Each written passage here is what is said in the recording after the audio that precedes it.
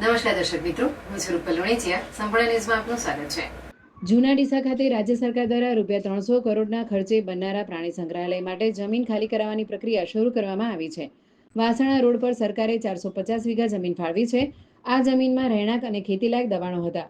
જૂના ડીસાના revenue survey number 24માં મંજૂર થયેલ પ્રાણી સંગ્રહાલય અને સફારી પાર્કની જગ્યા પરના દબાણો દૂર કરવાનો પ્રારંભ કરાયો છે.